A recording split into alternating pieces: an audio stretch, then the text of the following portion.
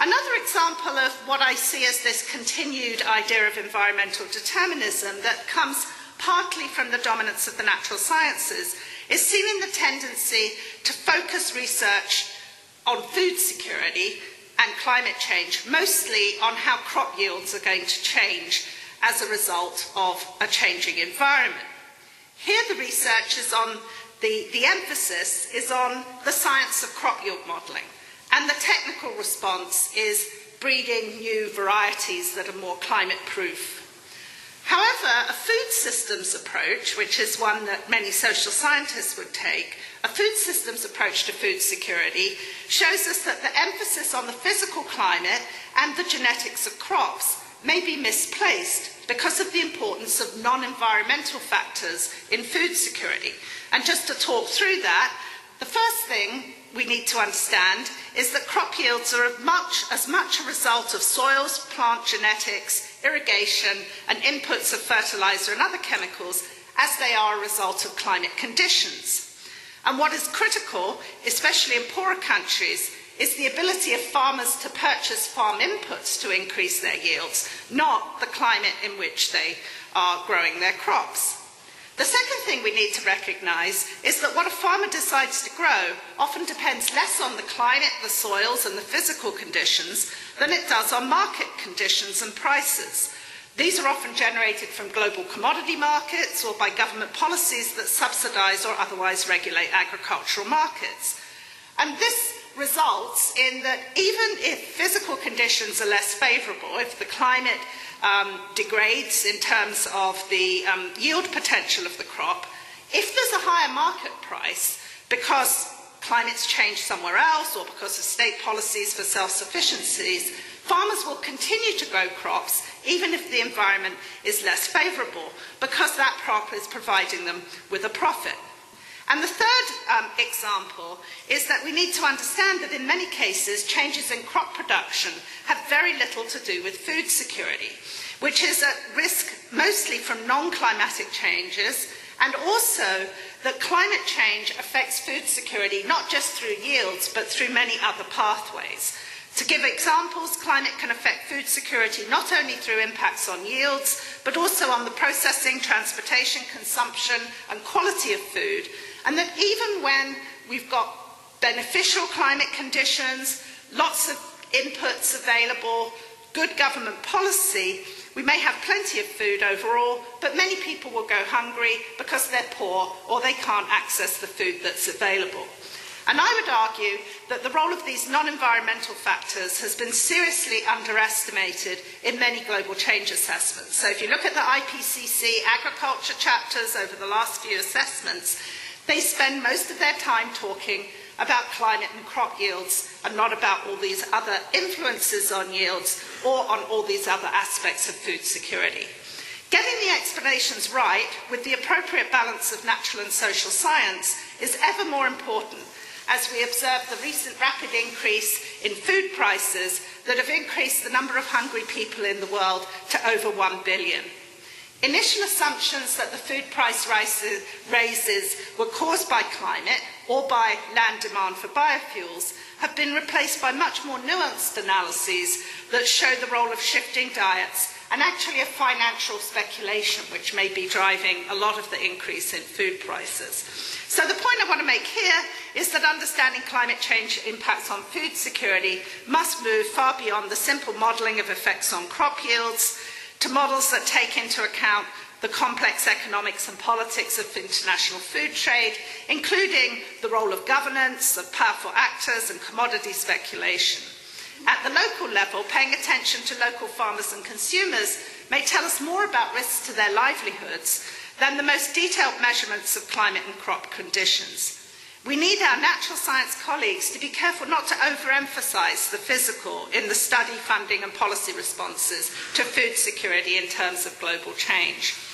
The final example of deterministic thinking that worries many social scientists are the dramatic claims that climate change will cause violent conflict and will force millions of people to move as environmental refugees. I've had a lot of personal experience with this because I've written a number of articles on how climate change might affect different parts and different sectors in Mexico. And over again, I find my work being cited by scholars who believe or want to argue that climate change will cause massive increases in migration from Mexico to the US. And this is particularly sensitive where I live in Arizona, where the politics of immigration will use any argument to try to make it more difficult for people to move across the border. Now, I've actually never made this argument in any of my papers, and in fact, I've never seen empirical evidence that would suggest any sort of climate-related causes from Mexico to the United States. Even the few examples that I would say is perhaps if it's a drought year, people might move temporarily to the US, but they always will want to return to their place of origin. So my argument here is really not that climate change will never cause environmental refugees, but that people assume that there's some good data out there showing that it has happened or that it will happen in the future. And I would suggest that we don't yet have the research to be able to make this rather melodramatic and politically loaded argument about environmental refugees. The research really isn't there yet. I think there's a similar set of concerns in the argument about how climate change or environmental change affects national security, where I think social scientists would have similar concerns about the empirical evidence. And in fact, there are case studies in social science that suggest that it's possible that environmental change or environmental problems are just as likely to promote cooperation as they are conflict. And I would argue that many of these studies of migration and conflict have this echo or this legacy of environmental determinism, the idea that when the environment changes, it is what drives human society. And perhaps this underestimates the role of the other things that are changing human society and the ability of humans to sort of manage these issues. Whilst it's certainly possible that climate change will create risks to national security, much of the research to date, I would argue, has been speculative, aggregate, and based on selective case studies or potentially spurious correlations. So I said I'd be a bit provocative. That's provocative. Okay, let's move to my second example, which is what I'll call the push that what we need is better environmental information and we need to just keep giving more of it to the public. Many colleagues in natural science express a lot of frustration that decision makers and the public do not seem to understand the urgency of global environmental problems. And in fact, we heard some discussion about that earlier this morning. We think, and here I'm lumping myself with the natural scientists, that if we just provide more information, more accurate, more local, with more suggestions about how to respond, then people will do the right thing. This, in social science, has been described as the loading dock model of interdisciplinary science. We just stick it out there on the sort of shop floor and hope that people will collect the information and do the right thing. Or, more technically, it's called the knowledge or information deficit model. If we just filled the information gap, people would do the right thing. It assumes that the reason that public and decision makers are confused about climate change, for example, is because they just don't have enough information. We assume, as scientists or as scholars, that the way to make research more useful to stakeholders is to give a really good PowerPoint talk at a workshop or put your results on a nice website.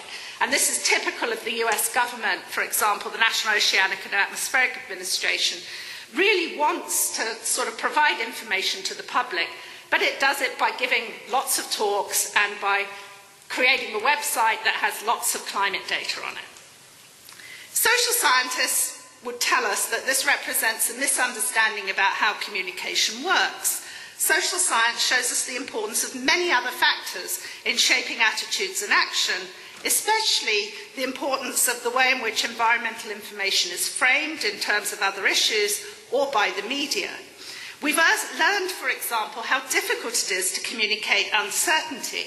In a study we recently did for the National Academy of Sciences, we reviewed research on how the public understood uncertainty, and scientists are trying so hard to find ways to be honest about uncertainty and to be, IPCC has this carefully crafted way of communicating the levels of confidence and the probabilities.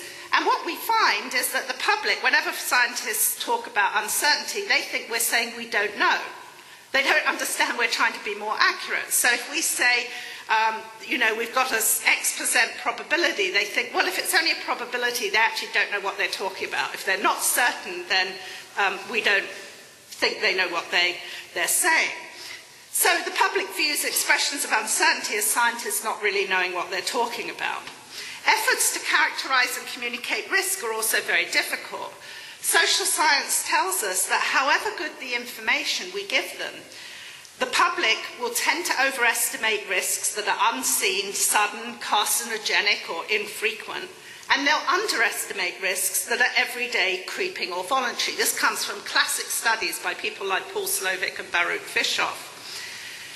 Social science, also the work of people like Elke Weber, shows us that if we do try to understand some of the underlying psychological and cultural factors that help explain how people understand risk, this will actually give us some good ideas about how to reframe climate risks and choices. And I think this is very important as we move forward on controversial and confusing issues like geoengineering, or even on research based on environmental genomics, which I already understand from some of my colleagues at Arizona, people are confusing with genetic modification and the whole debate about GM and frankenfoods and all of those sorts of things, which could create a lot of problems for what is very important and good research. Now, studies do show that if scientists listen to their audiences, discuss their information needs with them, respect local knowledge, that's an important thing to do, and try to co-produce information with the public using tested and creative graphics, and if we carefully evaluate our communication processes, don't keep doing the wrong thing, actually try to find out what people heard when you thought you communicated something, we may actually be able to improve understanding and improve decisions. Communicating environmental information, I would argue, should be informed by social science theory, and when we're writing a proposal for funding, we shouldn't make communication an afterthought to what we're doing, but it should become an integrated and scholarly part of the design of the proposal and project.